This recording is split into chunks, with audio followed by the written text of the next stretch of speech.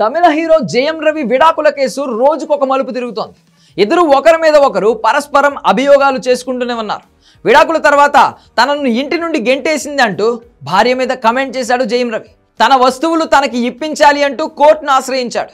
తన భార్య గయ్యాలి అంటూ పెద్ద లెటర్ కూడా రాసుకొచ్చాడు. మరోవైపు భర్త తనను పట్టించుకోవట్లేదు, కనీసం పిల్లలను కూడా చూడడం లేదు అంటూ జయం రవి భార్య తన గోడు వెళ్ళబోసుకుంటుంది. ప్రస్తుతం వీళ్ళిద్దరి కేసు కోర్టులో ఉంది. విడివిడిగా ఉంటున్నారు కానీ అధికారికంగా ఇద్దరికి విడాకులు ఇంకా రాలేదు. అందుకే సోషల్ మీడియాలో కూడా తన పేరు ఇంకా మార్చలేదు జయం రవి భార్య ఆర్తి.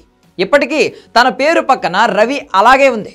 కోర్టు నుండి తనకు అధికారికంగా విడాకులు వచ్చే వరకు తన పేరు మార్చే సమస్య లేదు అంటుంది ఆమె. ఈ మధ్య ఈమె ఇన్స్టాగ్రామ్లో ఒక లేఖ కూడా రాసింది. భార్యకు దూరమైన తర్వాత సింగర్ కెనీషాతో కలిసి ఎక్కువగా కనిపిస్తున్నాడు జయం రవి. ఇద్దరు తమ రిలేషన్ అఫీషియల్ చేశారు కూడా. త్వరలోనే పెళ్లి కూడా చేసుకోబోతున్నారు. తనను ఎమోషనల్గా ఫైనాన్షియల్గా నిర్లక్ష్యం చేశాడని, తనకు ఎంత అన్యాయం జరుగుతున్నా కూడా ఇన్నాళ్ళు మౌనంగానే ఉన్నానని, కానీ పిల్లల కోసం ఇప్పుడు నోరు విప్పక తప్పట్లేదు అంటుంది ఆర్తి. తాను ఇన్ని రోజులు నోరు మూసుకుని కూర్చున్నది బలహీనత కాదు, పిల్లల శాంతి కోసమే అని చెప్పుకొచ్చింది. తన మీద చేస్తున్న ప్రతి ఆరోపణ, విమర్శ నేను మౌనంగా భరిస్తూ వచ్చాను, కానీ అది తన పిల్లల జీవితంపై ప్రభావం చూపిస్తుందంటే ఖచ్చితంగా మాట్లాడుతాను అంటుంది ఈమె. మరోవైపు జయం రవి మాత్రం భార్య తనను మోసం చేసింది అంటున్నాడు.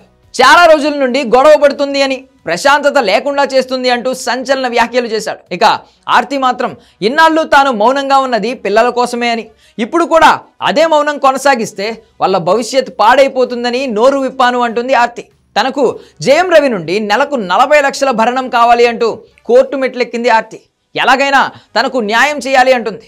విడిపోయిన తర్వాత తమ పిల్లల భవిష్యత్ ఎలా, తండ్రిగా అది ఆయన బాధ్యత కాదా అని ప్రశ్నిస్తుంది ఈమె. మరోవైపు తన వస్తువులు మొత్తం ఆర్తి దగ్గర ఉండిపోయాయని, తనను ఇంటి నుండి బయటకు గెంటేసింది అంటూ భార్యపై ఆరోపణలు చేస్తున్నాడు జయం రవి. ప్రస్తుతం ఈ ఇద్దరి కేసు కోర్టులో ఉంది కాబట్టి అక్కడి నుండి తీర్పు వచ్చే వరకు సస్పెన్స్ అయితే తప్పదు.